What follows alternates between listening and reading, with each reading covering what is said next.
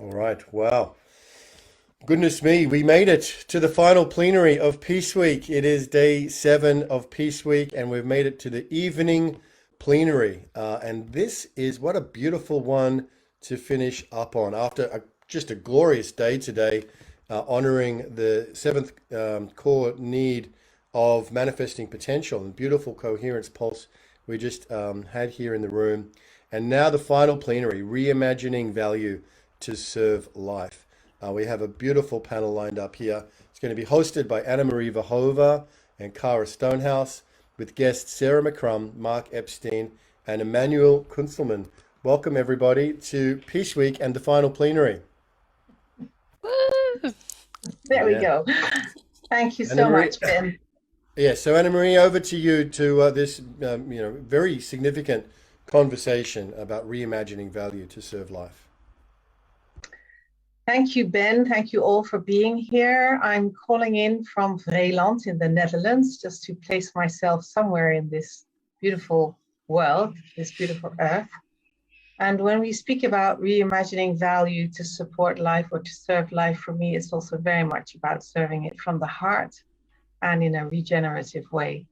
So seeing how we can really, as a foundational key to transforming the world towards peace and ecological regeneration, is a major shift in our relationship to how we perceive value and how we relate to money, individually and collectively, and as people, and also how we organize ourselves. So the governance around money, and how can we do that led by the heart, in a heart-centered way. That's very much our topic at the Hague Center for Global Governance, Innovation and Emergence. And that is one of the reasons why we have been exploring and are still continuing to explore how we can bring this further into the world. And I'm very happy to be here with people that have been already for decades also looking into this with a lot of practice, humbleness, courageous ways of working, and really fundamentally looking at this part. I'd like to hand over to Cara, with whom I'm going to be co-facilitating this evening, or actually serving the conversation, because I would really like us to have a conversation with each other. And Cara has been doing amazing work in Peace Week, but also in bringing us here together whilst I was away in Poland, in Auschwitz, doing work there. So Cara, thank you for all that and for holding our thread. And please let me hand it over to you to further introduce us before we hand over to our guests. Good. Oh, thank you so much. I'm really excited about this session because as we think about emergence and being like the bees or the ants, that there is some structure that's needed to co-create on, and how we share value and information is a big part of that structure. And I'm just really excited to bring more clarity and focus into this area of how we can manifest our potential by reimagining the value through life. So we're so excited that we've been co-creating with Sarah Mccrum recently at the Hague Center, to looking at integrating the shadow side of money, and how do we bring the energy of money with love into our life. So Sarah Mccrum is the author of the book called Love is Money. Love Money, Money Loves You, inspired by her communications with the energy of money, and just feeling that, wow, it's so different than sometimes we think about it. And she's also the co-founder of the Love 2 group of companies, and they're bringing large-scale capital to regenerative farming. So she's going to bring those two sides of the inner and the outer into the conversation in how we're resourcing ourselves for the regenerative movement. And Mark, I've had the pleasure of making a case study with recently about this organization called Haifa, and the currency and community called Seeds, and the way that they're imagining governance and currency together that with the purpose of regeneration, and they're really doing it. They're on the blockchain, they're making software, they're moving seeds, they're giving grants to communities. Those communities are thriving and figuring out how to sell their seeds. And obviously it's not perfect and it's all a big work in process, but it's beautiful and the very thoughtful, thorough, and just amazing. And I really wanted to bring seeds to our community this week to say, oh, these possibilities real for us. And Emmanuel Kunzelman, I think many of us might not be here today without you. You're the author of the book of the Hollow Movement that has the purpose of working to create a culture with purpose. And you are a major funder of this whole World Unity Week, and an evolutionary leader with many of us. And we're just always so warmly welcome to have you all here today. And so I just want to open the conversation with a round and just let each of you sort of just share in the sort of biggest terms, like how your life purpose comes into your work on this, for this big movement of towards peace. Sarah, perhaps we can start with you. How my life purpose comes into this movement. Well, how your work, you just talk about your work. Let's just jump right in there, shall we? Well, actually, you know, my sense of my life purpose, my deepest life purpose, is the liberation of the human spirit, which starts with my own spirit. I guess that longing to feel that inner freedom, inner genuine liberation that my spirit craved after many, many years of being kind of shut in some artificial box that I couldn't see, and I just felt so separated from everything. And because I found myself writing this book called Love Money, Money Loves You, which, as Cara said, was a kind of download. It was a conversation with the energy of money, which I didn't expect to happen. The way that I express that comes in the form of two things. One is teaching people about their relationship with money, because I learned a lot about it from money. But perhaps more significant now is, how do we actually make money work on this planet? So how do we literally reimagine value so that we can value living ecosystems instead of dead trees? How do we value fresh water and clean air more than the things that are not so important for life? And how do we do that at scale in a way that works for grassroots people, the people who actually make the difference, and also works for the financial markets, because that's where the capital is, that's where the big money is. And if we only play with the small money, we can only do small things. But if we play with big money and actually allow that money to be energetically cleaned by doing good things, then we can actually make the world work in a completely different way from how it does at the moment. So that's what I'm doing.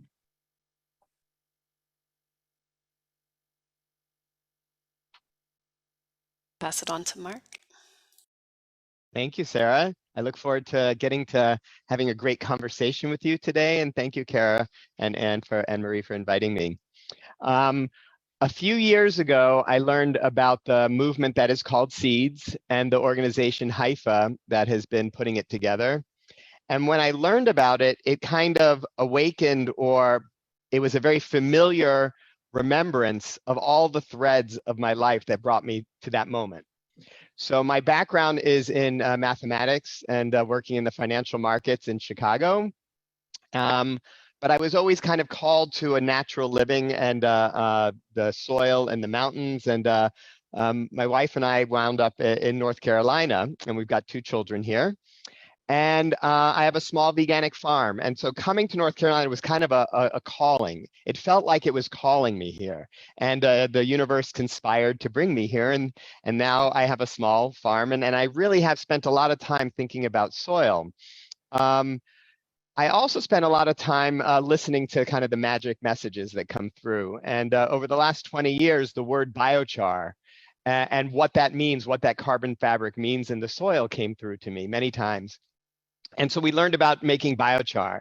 And then when I thought about the financial markets and how societies work together and think about how that fabric all flows together, it really connected me so that I was absolutely present when Haifa and Seeds showed up in my life.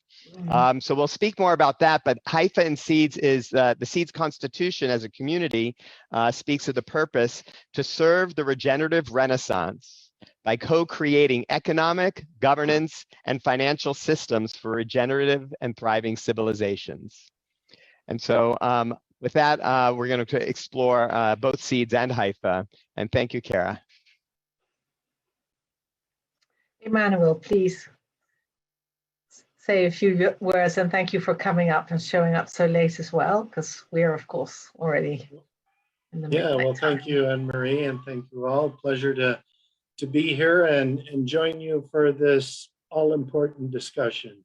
I would say maybe the most important discussion of all, because I feel that the crisis the world is in right now is because we've lost our way in what value really is. And we've been indoctrinated into the materialistic paradigm, and that our efforts in life are transactional.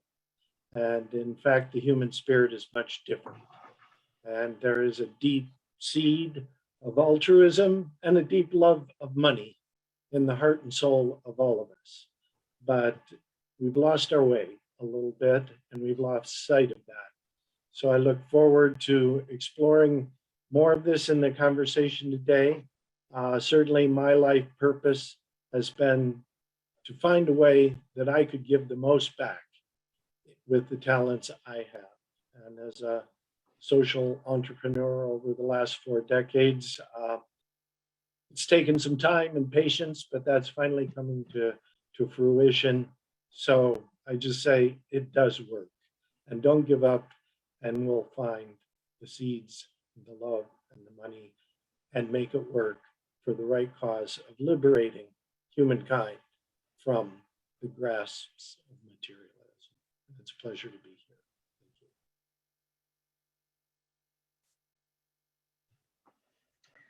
Thank you. And you too, Anne-Marie.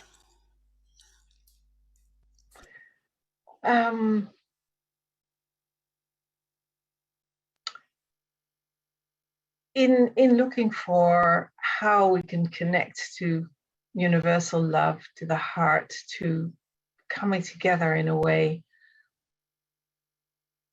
I've been exploring many different parts. And of course, money is a thread that goes through things, but I also have been exploring a lot of voluntary contexts and work that we are doing together because we love to do it. And I think that was also part of my upbringing. But I also remember that when I was about 7 or 8, I was living in Malaysia, and there was a civil war going on. And in our household, which was an expat household, but we had we had all kinds of different cultures in our household: Chinese, Malay, Indian, Tamil, and in the way my parents and we went about it, they were all our friends. They were all part of our household. So when the civil war was going on, and there were all these tensions, I can so clearly still feel that I said to myself, this is just one big mistake. If we would really listen to each other, this would not be happening. Why is this happening? So there is this something about always wanting to come together, co-create and work, and money shows up in all kinds of different forms in that context. So finding a way to do it in a way that it doesn't separate us, but that it makes us support us to each and every one of us, bring our spark into form, into life. That's been part of the journey that we've been doing in the Center for Human Emergence and the Hague Center since 2005. And when I met you, Emmanuel, you gave a very different perspective with that through Erwin Laszlo and the work that we did there and how you've brought that forth. And then, of course, also here in this context and as an evolutionary leader. And then I joined a room with Sarah at a certain point, and that also activated and showed this. There was this sense of, you see, we can do it differently, but we just need to learn. So I'm here also just to learn and to explore, and I have this sense of just trying things out no matter what. So that's why I'm here. And you, Kara? Yeah. I'm sort of stepping into and discovering my purpose, and I think part of it will be this kind of this artistic leadership, that this sort of storytelling, a tractor to this new world that we're creating, and also sort of seeing the new world and being and helping weave it together into a wholeness and a groundedness and a so I'm just very excited and energized to really start contributing in the governance of seeds, as well as maybe like making videos so people understand what it is and how it works and how they can be involved and that sort of thing, and show and like drawing our big path of where we're going and why we're going there, and just drawing people in through music and all the creative ways that pull on the heartstrings of, so that we're reaching out as our seed gets strong enough that then we're ready that we can reach out to more and more mainstream and make our movement more mainstream. So I'd like to invite Sarah to take us into a bit of a meditation around that energy of money, just so we can really sink in together to this deep space. And then from there, we'll just let our conversation arise from what it brings up in us and what the stories that we get invoked to tell with each other. So you're good for that, Sarah? Yes, yes. Yeah. So I'd like to invite you to close your eyes if you wish to. And I'm going to share with you this very beautiful energy of money, the true energy of money that lies behind our financial systems, which is so different from our perception of money. So let's open ourselves to a direct experience of the energy of money. However it shows to you, you will start to feel it, to sense it, because it's an energy that is always present with us. It's very powerful. It's very beautiful. It's an energy of love and of abundance and of generosity. And it's an energy that is a part of our nature and of nature. It's an energy that speaks to our spirit, that calls our souls to experience abundance and joy as we contribute our gifts and our creativity to the well-being of all life.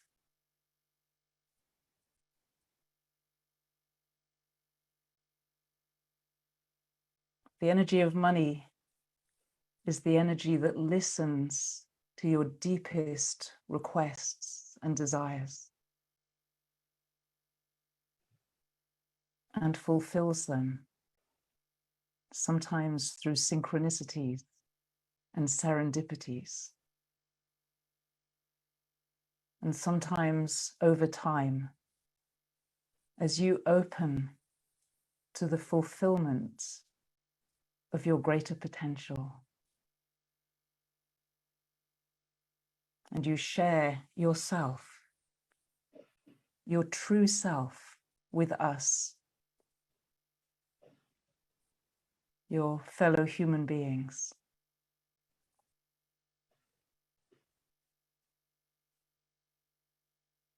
Let's feel the qualities of this energy, the sweetness,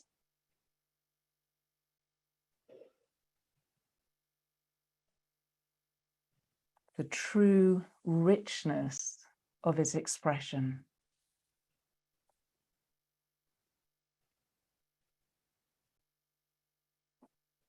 Let's feel how, when we experience our inner abundance,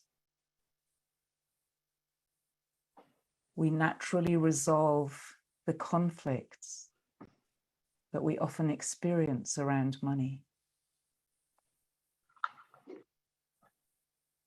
When we experience this energy, it's natural to do good. And it's natural to want to be successful. And it's natural to have proper incentives and rewards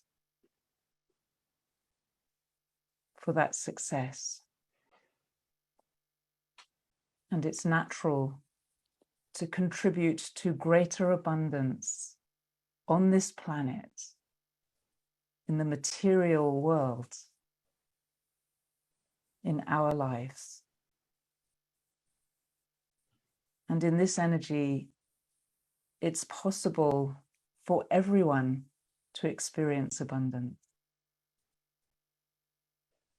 And to do that in a way that is deeply aligned with the natural living system of Earth.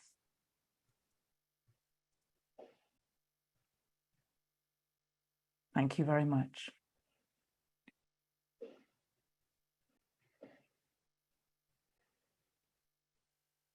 Thank you, Sarah.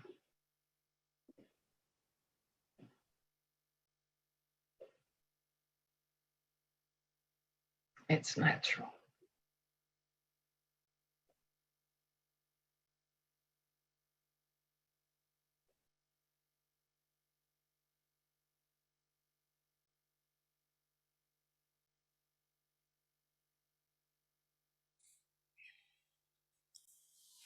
Good. I just invite us to share what comes up in us from here.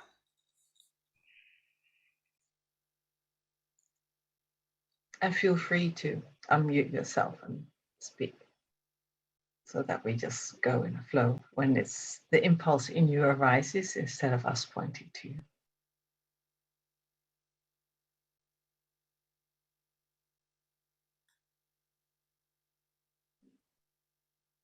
When I think of the flow and that the energetics of value, I often don't think of the word money. I'm thinking more of community, of outcomes, of feelings.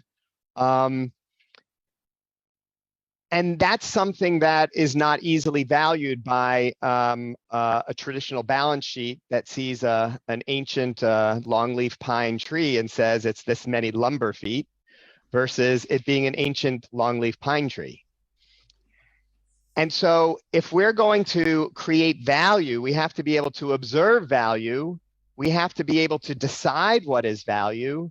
We have to be able to coordinate and facilitate. And that's kind of the place where I go to when I think about this conversation, is how do we as people coordinate and facilitate to recognize the value that's there, and then to steward it in a way that is for the greatest good of all, from all angles. So that's what came up for me.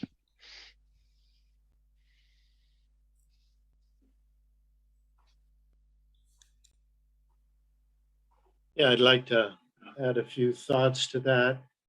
I think to begin with, it's important to express a kind of disclaimer, or perhaps because when we look around our planet today and we see billions of people in poverty and without services and the means to even look after their basic creature comforts, it seems a little odd to sit here and talk about abundance, and in my case, perhaps altruism.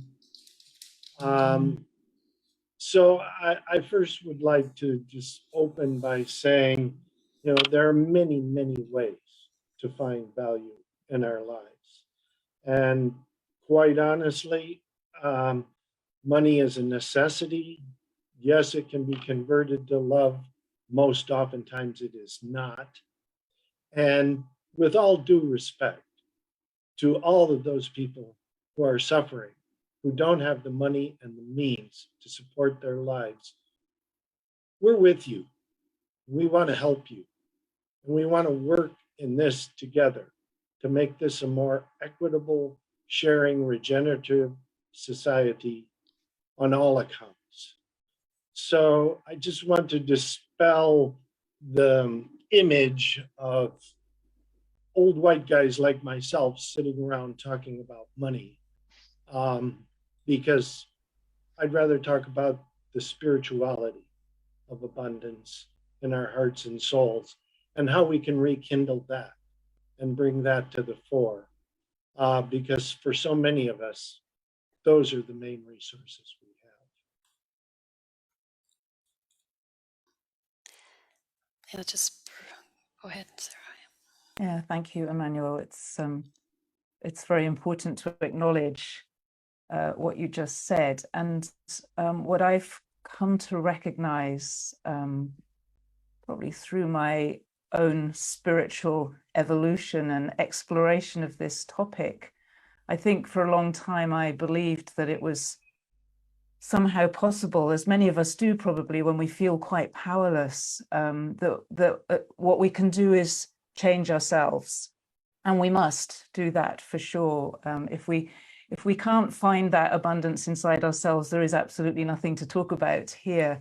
But what I realized in the end was that it's also so important to change the system, or to create systems. We're so used to a system, a predominant system at the moment, and to actually conceive of and design a system that enables power to be actually distributed at a financial level as well as at the level of value, and to actually have a system that enables us to value things in ways that we haven't. So to value what's valuable for life and value what's essential for life, which is often has no economic value at the moment, literally.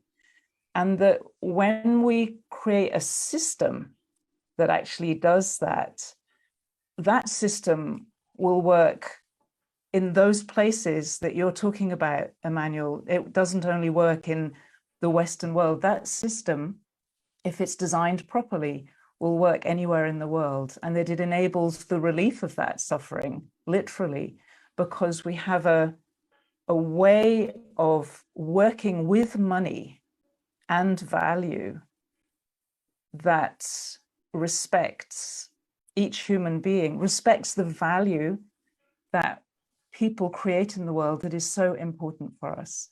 And so I've come much more to thinking that we must work with the system as well as with ourselves, and that when we bring those two together, we create systems, and we bring people together and expand our consciousness around money at the same time. We can't have a system without the people. We can't have the people without the system. And those two, when they play together, there's something very crunchy, sort of something very engaging that starts to happen when you actually really get to work on that.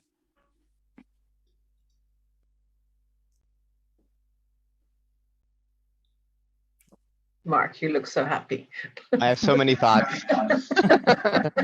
I think it's okay if you explain what seed system is a bit, because I think a lot of us have not even heard of it. So just so that we get a sense of how it can do what sort of Sarah's describing. Yeah. Okay. And first, I wanted to appreciate Kara, because yesterday was the first time I was in a Zoom together with her, and where she was being creative illustrator, unbelievable visual storyteller with a little pen on a electronic world, and it was beautiful because it told the story of the tapestry of what was being discussed, and I just wanted to thank you for that. It was really beautiful yesterday. So let me just describe briefly the seeds ecosystem, but in particular, the component called the DAO that I believe is so central to what we can achieve and how we can move towards empowering ecosystems to scale. So most people on this call are probably familiar with a DAO. It stands for the three letters Decentralized Autonomous Organization or organism. And Haifa, as a community of storytellers and programmers and thinkers and creators learned about the blockchain, learned about that the blockchain is something quite magnificent. It's quite beautiful. And I've described it as like Bitcoin as the first example that's present in the blockchain when people think about currency. It's a magic piece of paper. Bitcoin is a magic piece of paper, and this magic piece of paper records what's happening, and we don't have to wonder if the recording is accurate. It's permanent, it's reliable. And if we take that in, what could we create with such a magic piece of paper? Well, they added a few rules to their magic piece of paper, which said their magic piece of paper could be divided into as many magic pieces of paper as you might ever want. And there's no cost to divide the paper. And then they added another rule because they're building structure on top of this, this magic piece of paper. And the rule that they said is that these pieces of paper are going to have a number on them. And the numbers have rules. They are always 0 or greater, so they're positive numbers.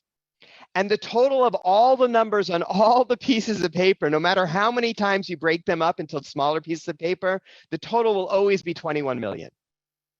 And they said, if we design a magic piece of paper and systems that are totally reliable and trusted, and a community believes and feels that reliable characteristic, how could this be helpful? How might it help with the world? And that's what the Bitcoin algorithm, the Bitcoin network is these pieces of paper. And the only thing you can do with these pieces of paper is you can take a little bit off of my number and add it to somebody else's piece of paper. That's the only thing you can do. But it already welcomed in a revolution of creativity and thought and possibility. It had some troubles because, in particular, to keep this lovely invention going, we spend $5 to $10 billion a year on electricity. That's not exactly sustainable. We concentrate the power in those that have more computers than those that have less computers. Not so great. But it opened up a possibility. So the blockchain ecosystems expanded, and we got to the second generation, and now the third generation of blockchain. And those magic pieces of paper have gotten very, very clever and very creative. And a DAO is a group of people that come together and say, we are going to have a new way of making agreements with each other. We're going to have a new way of sharing values, of agreeing to what is value. We're going to have full transparency in the conversation, in the way that voting and governance takes place. And we're going to make decisions together to allocate resources through these agreement spaces. And so DAOs are in the creation of the seeds ecosystem. The organization Haifa, which was a community of 100 people all around the world learning to work with each other, said, you know, collaboration and facilitation and coordination is a really important thing. And so they spent a lot of time building what is now called the Haifa DAO, the tools, and it is only in the last few months that it's beginning to go out into the world. The seeds ecosystem is not a specific organization, a specific community doing decision-making, but rather it's a full ecosystem of governance tools that are surrounding a token that represents value that we call a seed.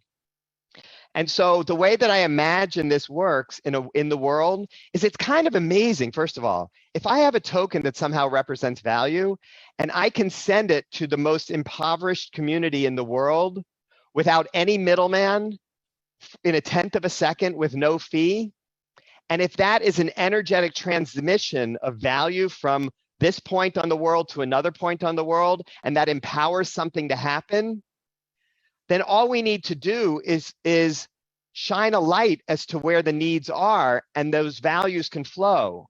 So I'm going to conclude with this introduction. The seeds ecosystem is a community of communities. And at the local level, a community comes together for purpose. They will read the seeds constitution and see the values that are inspired in there of thrivability and co-creation and transparency and universal oneness. and a community someplace on the planet will come together, and they will organize themselves to make decisions as to what they believe is valuable, what they want to measure in their community, whether it's carbon in the ground, music festivals, lack of poverty, availability of local food, whatever the things that they measure. When you measure something, then you can communicate it. And so if two communities have come together beautifully, achieving purpose, achieving the same outcomes, they're building templates, they're building frameworks, they're showing us a map.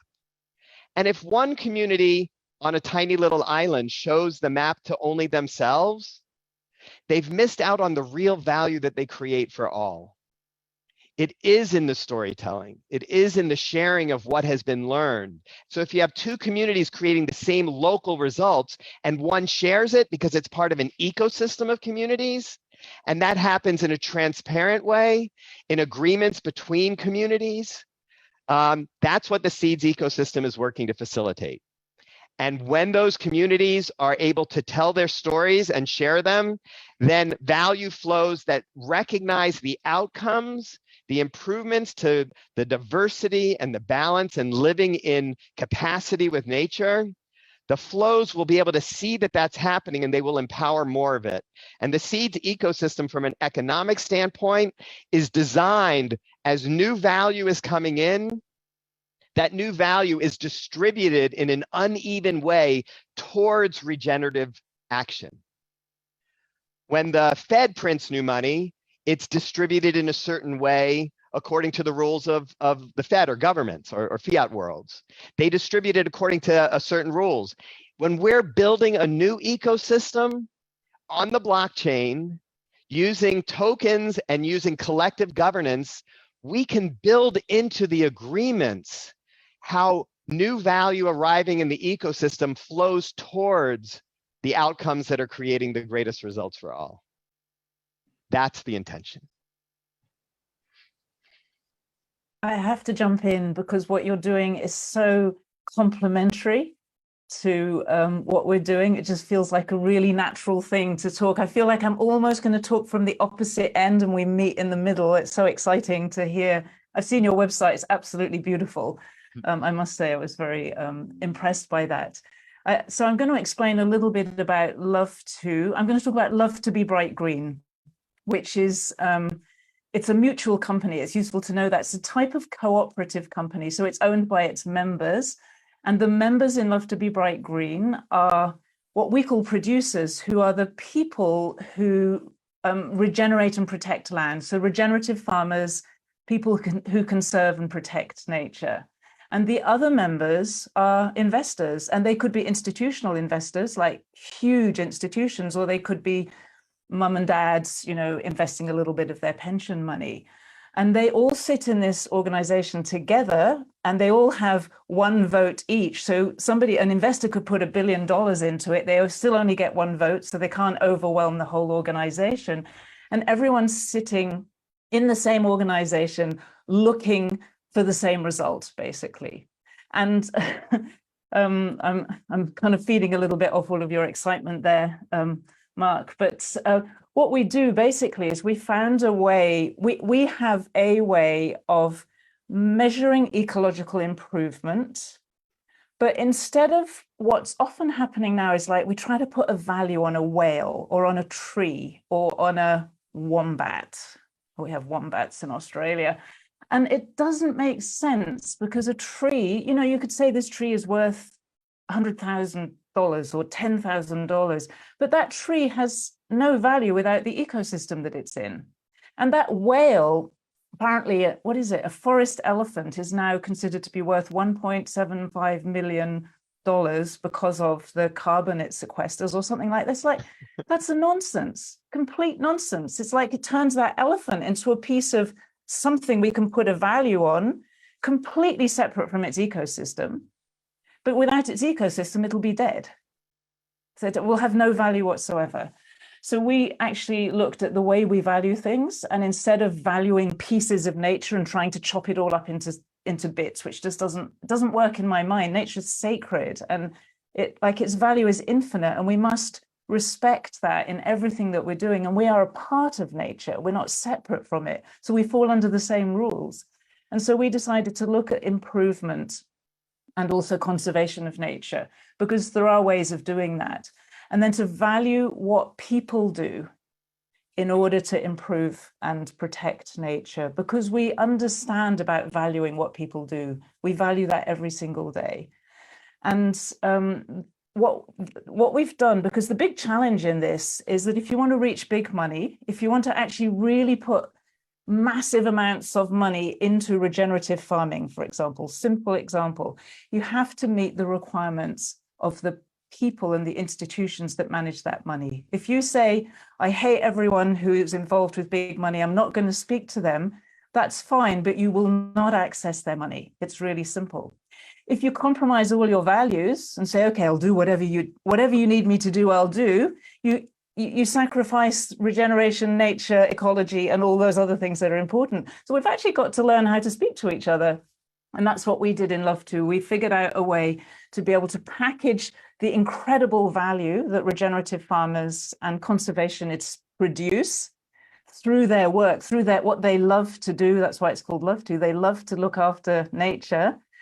And we package that into a financial product which completely talks the language of financial institutions. So shares and options, everyday stuff for financial people that they can relate to. We de-risked it in ways that they need it to be de-risked, because they hate risk. They're terrified of floods and fires and disasters because that ruins their investment. So we managed to de-risk all of that stuff.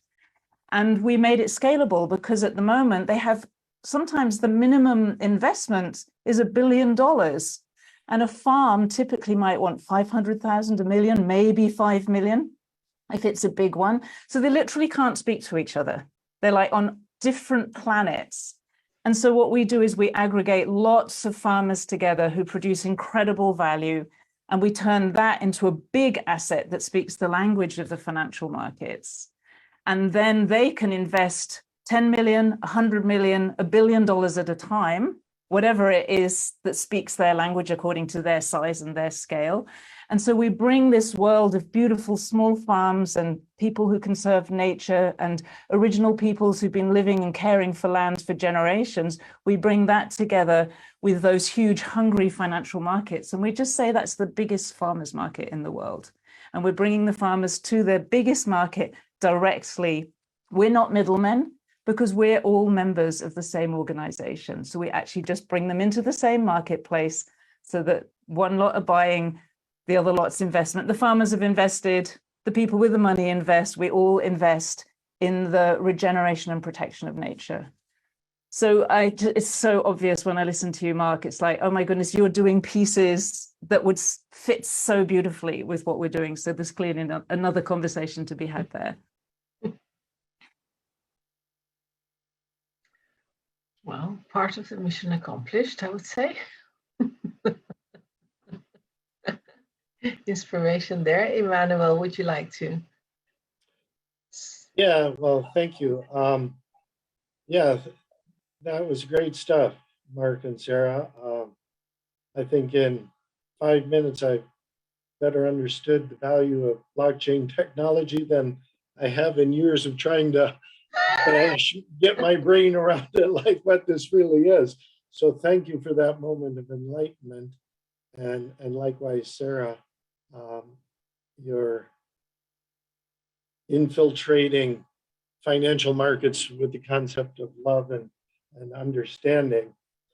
And as we contemplate this grand systemic change, and I salute you both for working on the top progressive end of that, I think it behooves us to go back to also very basic levels of understanding of what value is in the core of the human soul.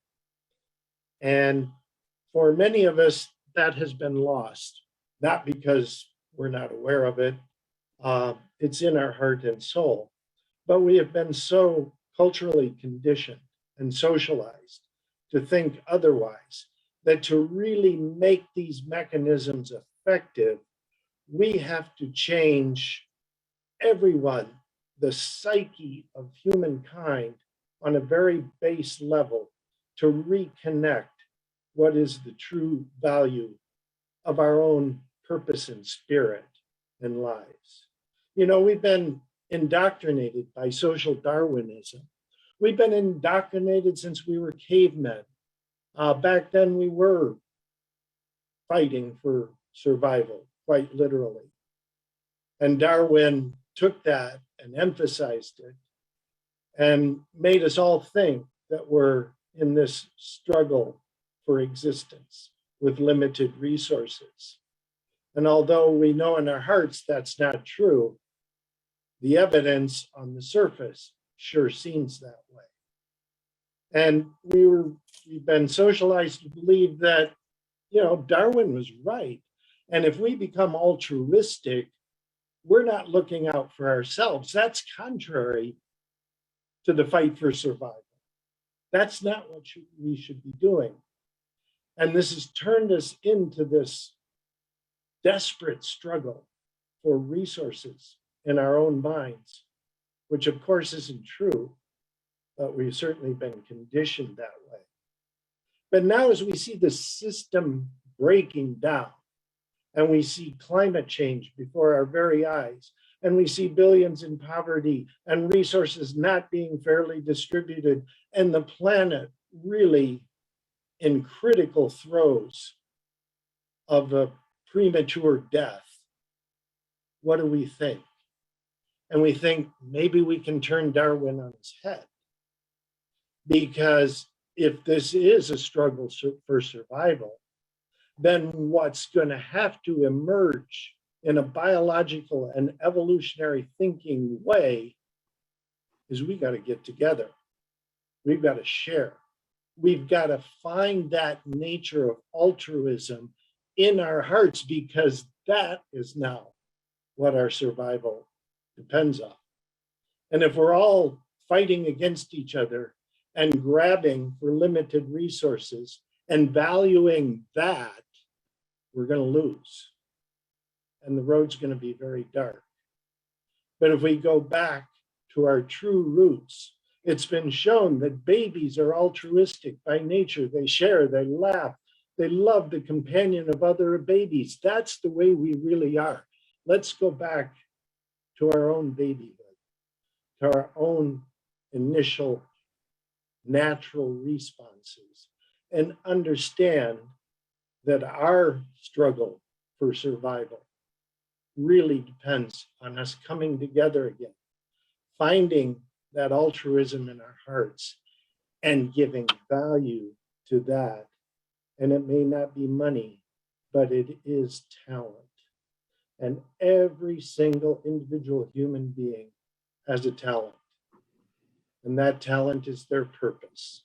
And that has indescribable value. And what we need to do is go back, give our gratitude for whatever talents we have, and put them to work in alignment with our whole purpose. Share that with others with no transactional value being involved, but doing it out of the good of their hearts. And maybe that, as systemic change at the grassroots level, will really change the whole psychic concept of what being a human being in the 21st century is all about, and give us the foundation for these systems that we're describing to flourish into the future.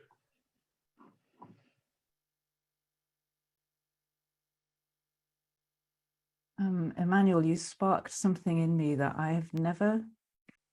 it's never occurred to me before, actually.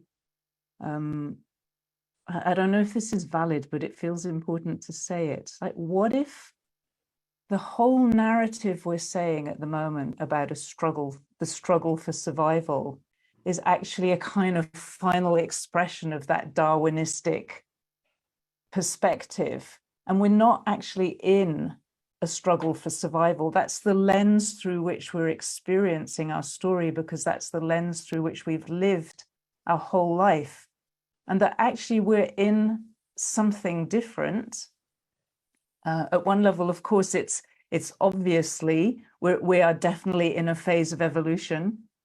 But what if we actually let go of the language of the struggles for survival, and even the computer language of an upgrade or of an evolutionary step is the dominant narrative? Because my sense is that if we feel we're in a struggle for survival, we're trying to get people to behave in ways like to fight against their own nature, rather than to expand into that fundamental nature, which you describe so beautifully as babies and as adults. Actually, like, we all have it in us to love and to share and to recognize value in others. We have that. We have the other side as well. What if reframing that narrative so that we just don't keep telling that story, I'm in a struggle for survival. We tell a story that we are evolving. Evolving is sometimes very uncomfortable. There's a lot of letting go of old ways of being and old ways of doing, and we are attached to them because they're so familiar. That's our old energy. But there is a new energy coming through. It is inevitable. It is impossible to stop evolution. It is impossible to stop the flow of universe life energy through us as humans and through our planet in its living being. And when we shift that narrative, we're able to find naturally those parts of ourselves that hunger for evolution, rather than the parts of ourselves that fight to hold on to what we've known in the past. And it orientates us then in a more graceful way towards the kind of changes that we all recognize. I think even people who are quite lost in today's world, somewhere in themselves, they know, as we all know, that love is better than all the other stuff that we let get in the way of it. Because, you know, most people have kids and parents and brothers and sisters and friends, and we know that language. We need some support to more gently let those parts of ourselves become the stronger parts, whatever is going on in the world, whatever the struggle, that, you know, the death struggle of the old order is. That can be very noisy and uncomfortable, but there is something new coming in, which is very beautiful. And yeah, thank you so much for just like, at least helping me to see that and share what I was seeing. Well, thank you for clarifying my point, because you just explained it very well. So that was a very lovely accent on what I was trying to say. Appreciate it. And two things that come up for me through this are the firstly, that I think what demonstrated really well in the plenary today in Oroville, when they were showing that people were living impoverished, but they had a lot of land, but they didn't know that they could they could dig wells to make the water and plant a few trees, and that land could be very productive and flourishing for them with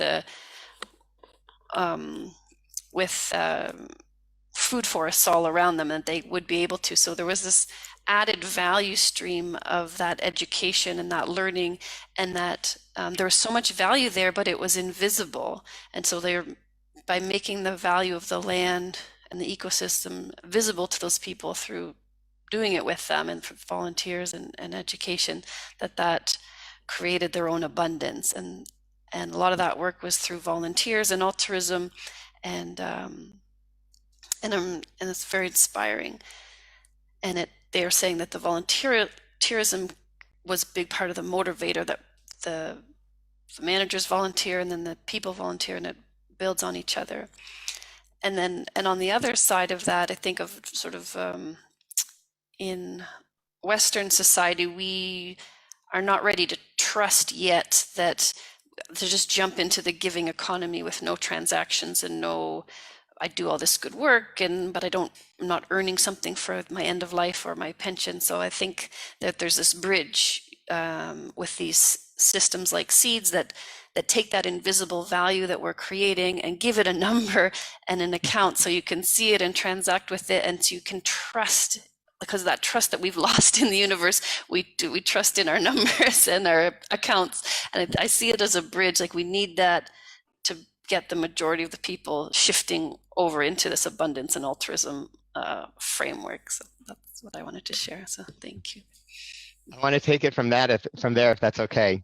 Yes, So good. the transactional nature is okay. It's okay that, when I go and I'm taking care of the plants, or today we were shredding down our 12 feet of cover crop so that it can mature into the ground and be the soil for next year. When I'm doing something, it's a transaction because I'm offering something and the world is improved. Something has changed. That's transactional in nature. It does not have to be altruistic versus economic. That we are always collaborating, and what we are looking to achieve are through collaboration, through effortless collaboration, through facilitated collaboration. We want the world to be alive and abundant and vibrant and fragrant for all. That's what and all is not just the humans, but it's everything. And so what we're talking about is if we can dream and imagine what that looks like, people and systems and resources are moving around, and outcomes of beauty and joy and music and art and culture and in balance with nature's capacities are taking place. Behind all of those things, there doesn't really have to be numbers. There don't then have to be US dollars. There doesn't have to be that stuff. What has to be is the fluid facilitation and coordination and appreciation. And so when you use the word bridge, the question is how do we bridge? So Sarah, you're speaking about bridging where a capital infrastructure flow is familiar with certain language, is familiar with certain requirements. And if those requirements are met, then the capital can flow. But one question that I always have with the traditional capital world is capital flows, but capital is always looking for an exit strategy too.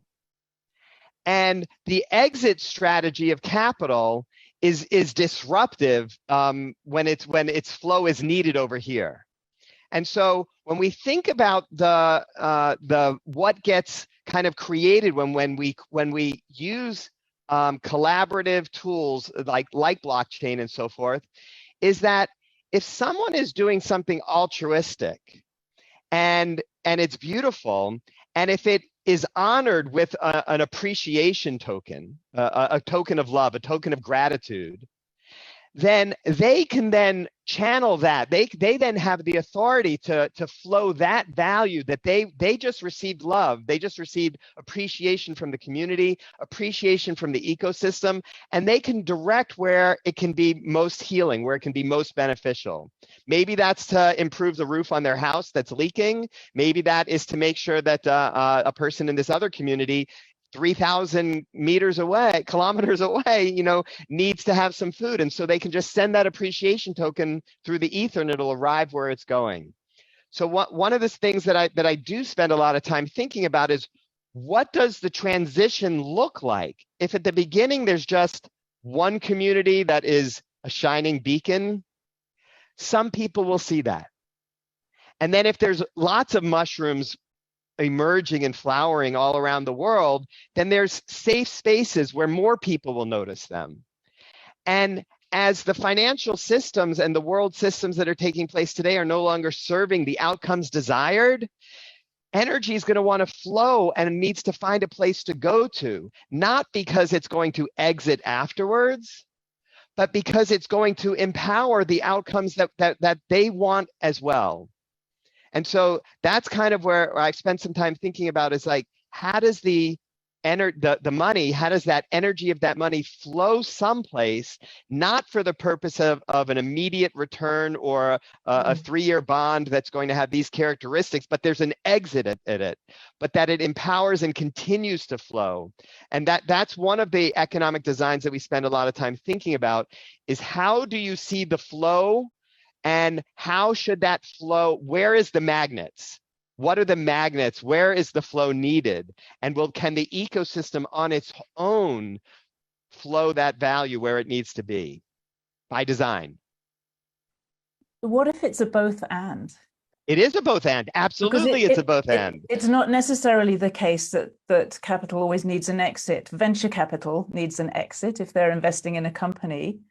But what if it's designed so that they don't need an exit? And what if what they need is a return, a marketed competitive return, but they do need a yield, they need a dividend. We make shares because they produce a dividend because that satisfies what they need. So It satisfies one element of what they need, but yes, I agree. yes. And somebody, a company that wants to invest in a company to get a fast exit, that's not our customer, but the big capital, there's a lot of capital beyond that. So I think if you think about it, let's think about all the money that is at the moment sitting in gold, like in vaults all over the world that can be frozen by a government at a moment's notice or can literally be taken away from you. It's kind of like, it's like stuck in these dark places. How much more capital there is like that? We talk about bringing capital to life. It's kind of like it needs to come to life. It needs to find that it actually can get what it's looking for, or actually the people and the institutions can get what they're looking for by being invested into things that are into living ecosystems and into the health and well-being also of human beings and the good things that people do. So I think, Mark, that there's a both and here, and that it really is possible to work with, I don't think I know this. Look, let's just put a few facts around this. There are literally, it's maybe approximately, it's very difficult to get this accurate, but at least $4.5 trillion a year have been mandated to be invested in environmental and social improvement every year since the Paris Accord and the Sustainable Development Goals, COP26. There are mandates coming out all the time for the large institutions, the sovereign wealth funds, the pension funds, large corporations, and in future, every stock exchange is going to require all listed companies to report on their ESG performance, love it or hate it. The expression ESG, I do not love it, and I do not love what it stands for, but it's very useful for us because they're going to have to report on it, which means they're going to actually have to do something about it. And my view is, if we give them a pathway and you give them a pathway to do something good with it, even if they're doing bad things still, let's put it in a very polarizing language, they're doing bad stuff over here, polluting or whatever, but some of their money starts to do something that is genuinely grassroots, real deal good over here. That must be better than they keep doing bad things and they greenwash over there. At least let's start to clean the money. Let's clean the energy of that money. I think really, like money laundering just got applied in the wrong place because it does need a kind of laundering. It needs to be cleaned up. Ken Honda talks about happy money. We need more happy money in the world. And that's what I feel is possible. And that's what we're seeing now. Like our system is now in the early stages of working. We're in the early stages of bringing the capital. We've done the evaluation to make the whole thing flow. So it's very exciting to see that actually beginning to work. There's a lot of metrics that I think can be woven into a system.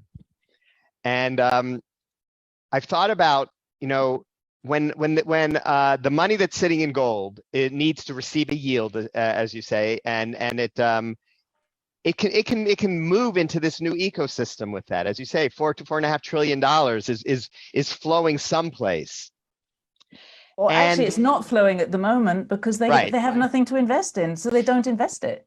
It's really simple. It just they have these huge portfolios. They're just looking for somewhere to put their money. I hear about organizations with $1 billion that need to be invested and they have nowhere to put it, or multiple billions of dollars have to be invested this way and they can't find anything to put it into. It's extraordinary.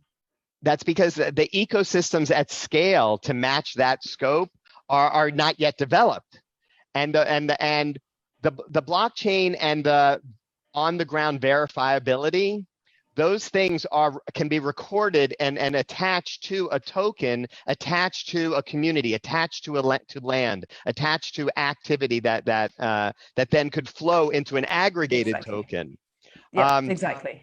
Right. And so you start off with one mushroom performing beautiful outcomes, improved quality of land, quality of water, whatever are those things that you measure. And that token represents what you actually want to achieve. So if we look at a community, an ecosystem, a large farm, however you partition it, if you are looking at the outcomes that you want, the improvements that you want, and you equate that numerically to a token, now you have something that, in fact, becomes then the question of what is the value of this token? We know that we have the outcomes we want. How much capital is necessary to flow into this token to maintain those results and to create liquidity around this ecosystem that's performing this service? And to stimulate more of it. Yep, and to absolutely. stimulate more of it, Yep. and to tell the stories between each of these communities. The small permaculture farm community in Africa that has access to land and has access to impoverished land that can be dramatically improved for the benefit of their community, and it is sequestering carbon, and it's improving water, and it's improving poverty problems. All that they need is to be able to measure those kinds of improvements and have it tokenized. So then you have to make it easy for the capital to flow there. We're The talking the billion-dollar same capital, language. yeah, the billion-dollar Totally. capital can flow there at the decision of someone who has the control of the $1 billion. But when you look at the flow throughout the whole ecosystem of the people that are caring, that are contributing to the outcomes that we want, the more beautiful world that we want to be bubbling up, all of those people can receive gratitude tokens of appreciation in the ecosystem, that then they become the philanthropists. They become at each scale, at every scale.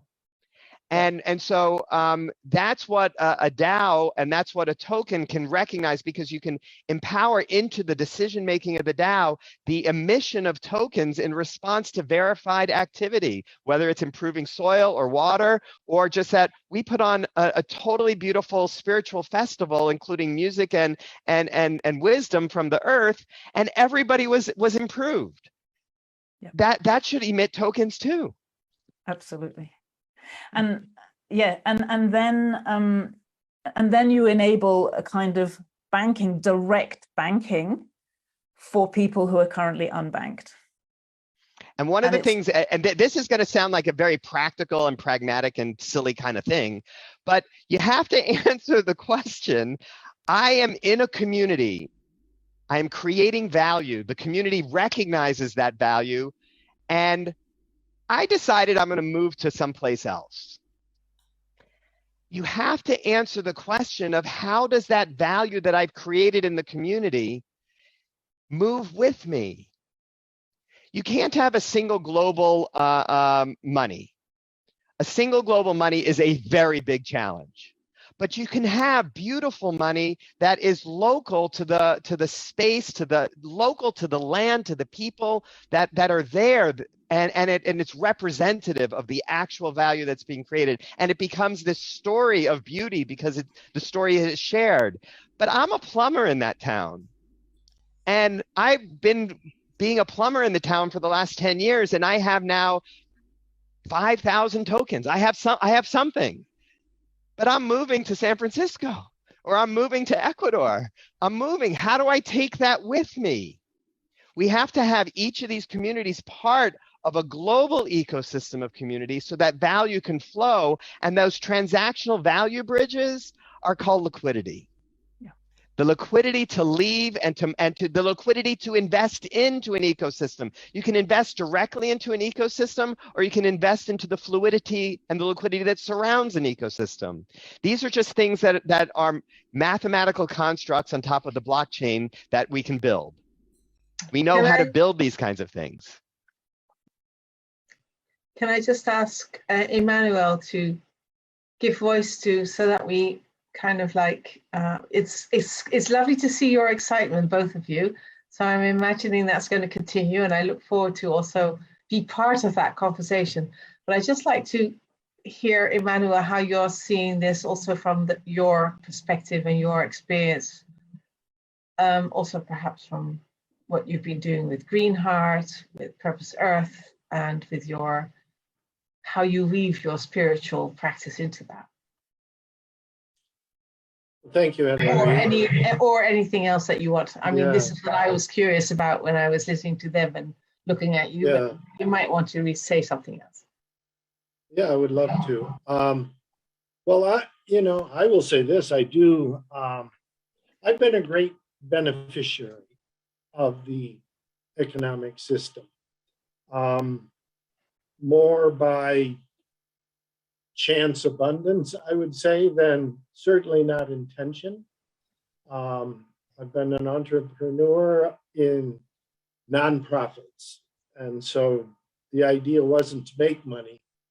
The idea was to find right livelihood. And that's what I often say to everyone. Do what's right for you. It may take decades, it may take a long time ago to do it, but that value will come back to you. If you're practicing your right livelihood, utilizing your purpose, your talent for the right cause that makes the most sense to you and you can be most effective. So that is the key thing.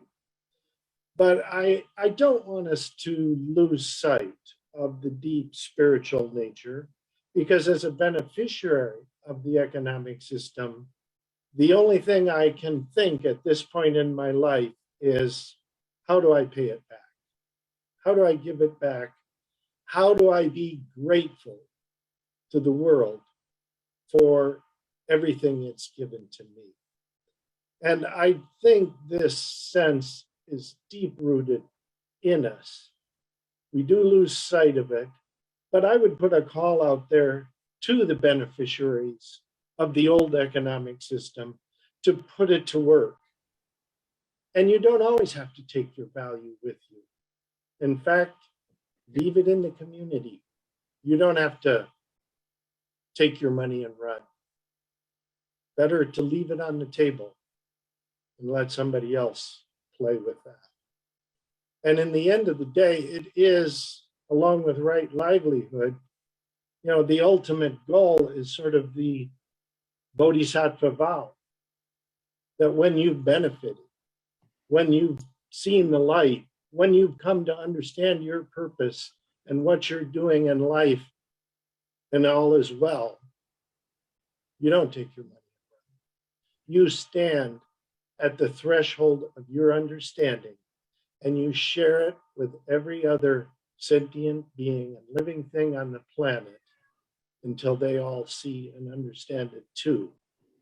And then we all enter the new economic nirvana as one, together, as the giant Tao that I've called the Holo movement, bringing us back home to oneness and unity.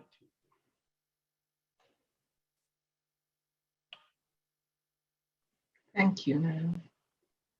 Yes.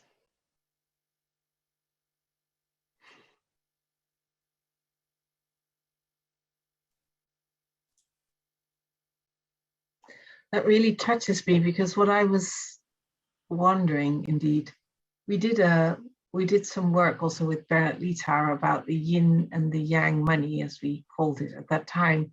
Also, I saw honoring Barbara Marx Hubbard's Wheel of Co-Creation, and we will be continuing some of these explorations with Sarah in October. And there it was, we really saw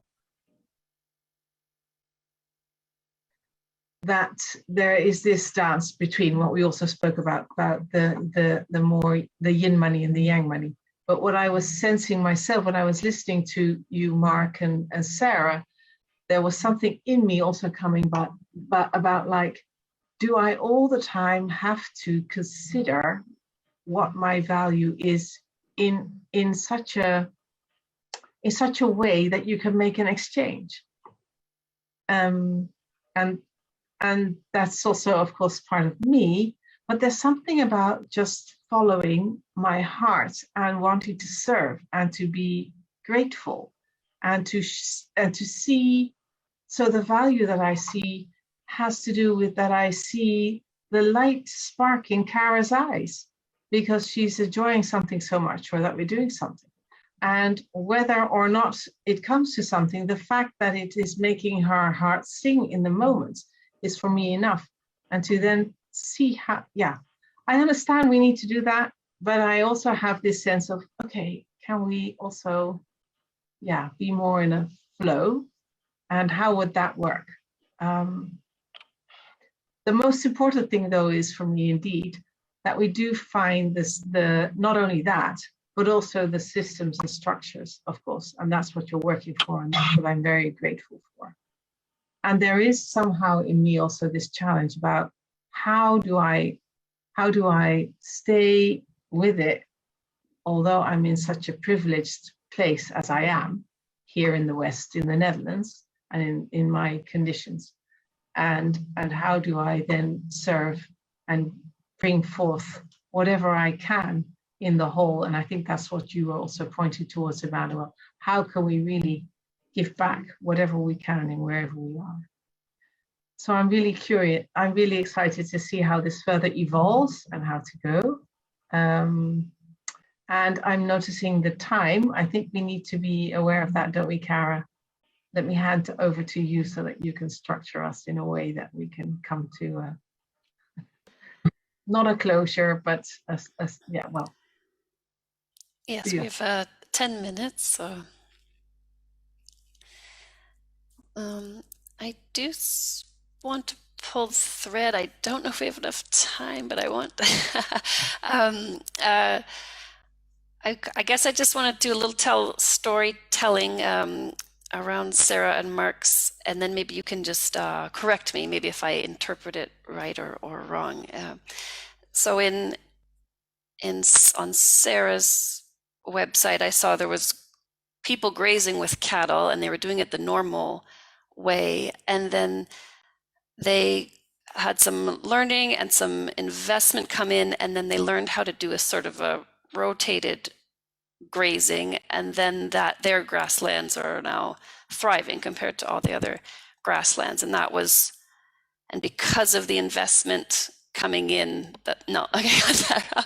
they did that because they love to do it. They really care about nature and the land. So the usual story in this is that people sometimes use their own money, their own resources, their own heart to do it. That's the whole point, is that at the moment people do it because they love to. Yes, and that's a small number of people who've kind of figured that out, but the big capital then help more people do it that good way. Yeah, exactly. Yeah. And then with seeds, you gift seeds to communities like permaculture farms, and then they receive those seeds, and then that gives them the ability to pay people and trade with people for food within their community, and that sort of boosts them up. Instead of thinking, oh, we can't do it because we don't have any money, think, well, we've got these seeds now, so we can get things going and people will accept them and maybe trade them on in the future.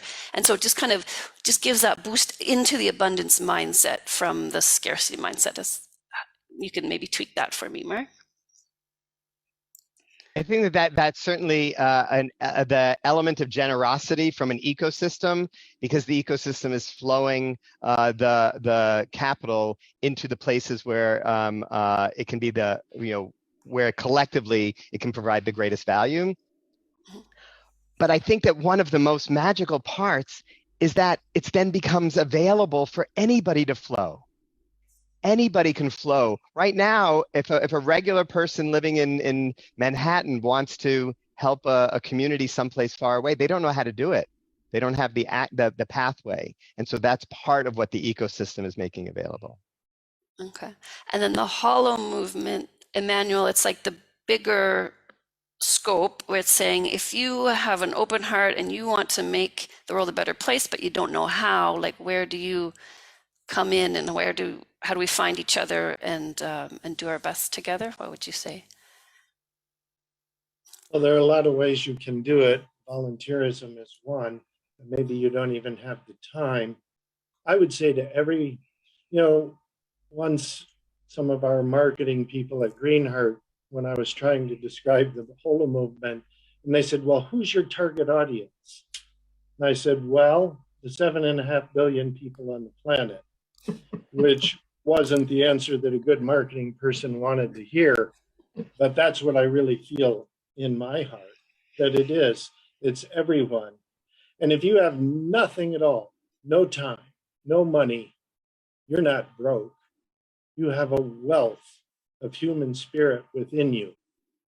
And you can begin with your first act as a random act of kindness. Just do something nice and good for someone else with no expectations for return, and eliminate all transactions in your own mind. And you know what? The experiments have been done on random acts of kindness. And most of us who, if we ever do that, we really don't think it does any good. But when they ask the recipients of random act of kindness, there's an 80% more appreciation of that, maybe from the mere fact that it's random and it's kind and it's out of the blue. And I was sitting here having a miserable day until somebody came and gave me a cupcake.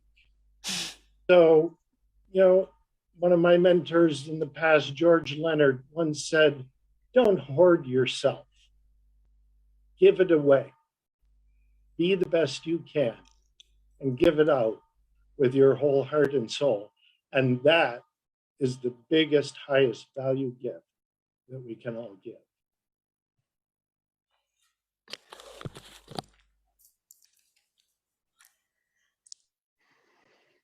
Maybe so. It is so.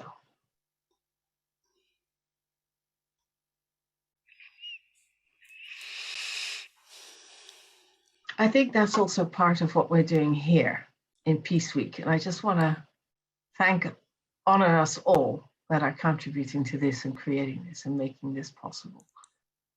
And especially, of course, the team that is really doing a lot of effort to make it like that. And to see how this can be a learning platform and a place where we can enjoy that and further improve and also see what kind of conditions we can create that can support people to come up with that, which you're mentioning, Emmanuel, to give that random act of kindness.